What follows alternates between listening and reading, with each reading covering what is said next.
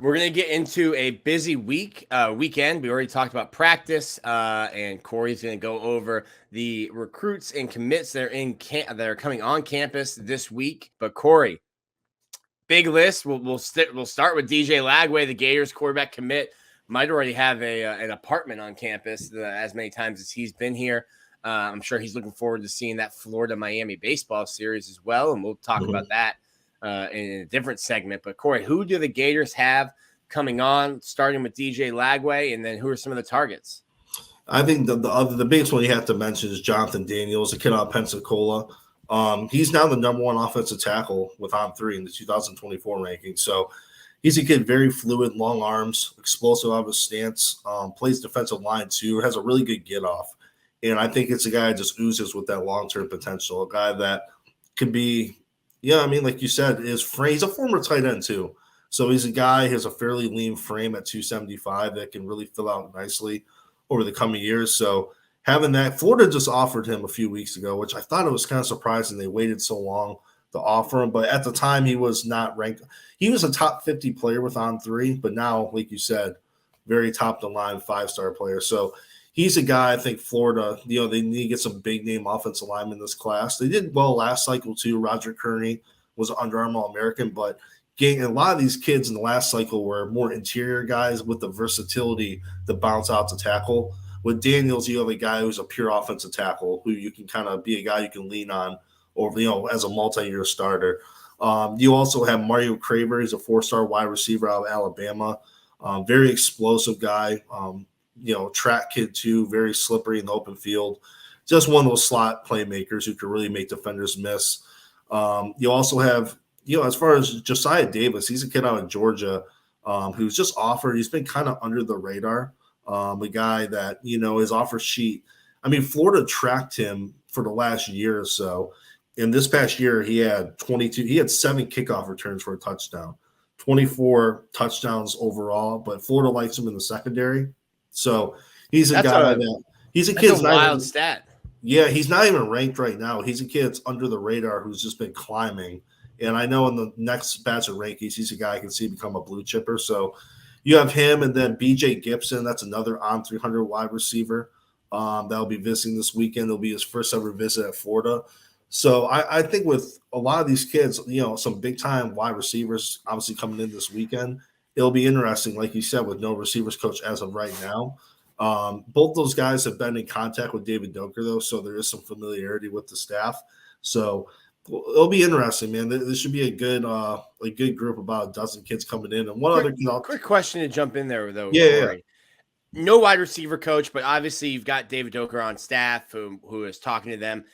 Is it more important to have DJ Lagway there, the quarterback, than to even have a coach? Because as you see every single offseason, coaches are going to change. Yeah, and I think the biggest thing, too, is at a school like Florida, I think it's expected that you're going to get a pretty quality wide receivers coach.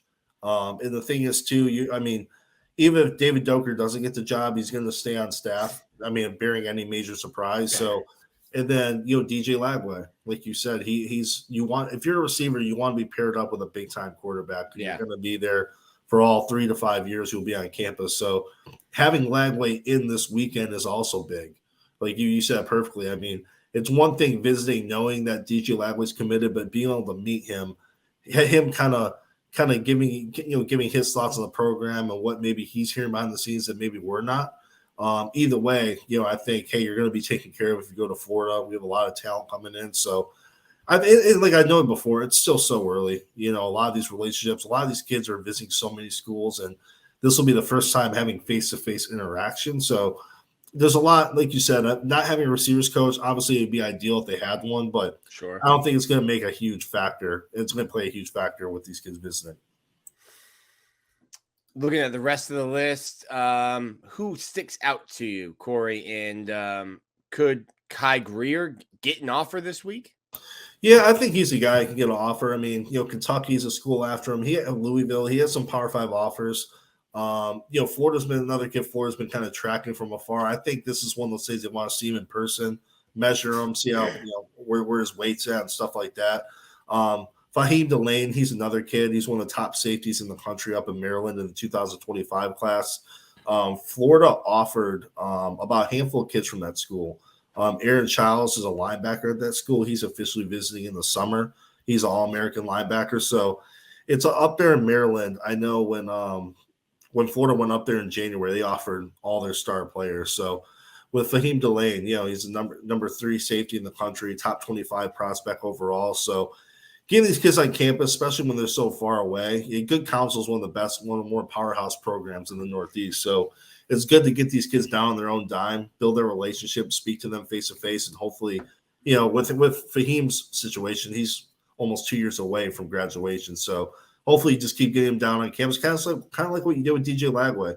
Get him on campus early, build that relationship, and hopefully, it's enough to kind of convince the kid to move all the way down here for college, and you get an official visit and kind of just put all the chips on the table. We've had some good players from there. Joe Hayden's from around that area. And Tease, Jalen, I don't know what he's going by now. Jalen Tabor. He used to be a Detroit Lion. What's he going by now, Corey? I thought it was just Tease. I think you said it right. Yeah, I thought it was Tease. All right. Well, I covered him and he was Jalen. That's how old I am now. But you're right. Detroit Lion. I was excited when we made that pick. But I think with Florida too, though, with Florida during March, they're really, and I've kind of echoed this too with Florida staff. Whenever they have these off-season periods where they can host kids, like last year it was last summer. Remember, they hosted most of their official visitors in June. They really, like, when it's recruiting time for the staff. Yeah. Like they really take advantage of every weekend that's given to them. Even with the when it comes to contact period, you don't see coaches visit kids on the weekend that much. And I remember, Monday through Friday, you'll see them dropping at schools. But I remember even with Colby Collins, they were in his house like on Saturday night. So this staff is like, when it's time to recruit, they step up, they make use of every day they can. And not even just this weekend, all the other weekends in March and up, into mid-April, you have kids coming in and multi-day visits, a lot of priority targets. So, yeah, if you're a Florida fan, this is definitely the time to kind of tune in for recruiting. That sounds almost like you're saying there's recruiting season, Corey.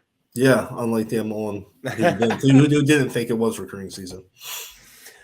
Well, it's going to be a busy week. Corey, how's the dead period worked? And tell fans what the dead period was, what we're in now, and what is coming up, until summer. Yeah, so every year after sign day in February, it's so weird now because most kids sign in December, but you still have the February sign day. But right after February sign day, the following week, that's when you go straight into a dead period where there can be no in-person visits on or off campus. You can still text kids. If you're a junior going to your senior class, obviously communication can start as far as texting September 1st of your junior year. So you can still text kids, DM with those kids, FaceTime, but no face-to-face interaction as far as in-person can happen. So after that second sign day, it's pretty just, communication from afar, building relationships. But now that it's March, it's basically, it's the dead period has been lifted. Coaches can't get on the road. That's the evaluation period. That's more in April. That's when they're on the road, going to spring practices, seeing kids up close, kind of just like, that's when a lot of offers can end out. You go on the road, you build those relationships with different coaches and at high schools. But right now for the month of March, it's only prospects can only go to the campuses. So that's why Florida, you'll be seeing so many kids going to campus and visiting Florida, the Georgias and Alabamas of the world. So coaches are just on campus, welcome to get as many kids as they can to see the school and all that. So it's a busy time. All right. Well, there's no one better covering Florida Gators recruiting than Corey Bender. Make sure you're following his updates as the Gators get into spring camp this week. And that means plenty of guys on campus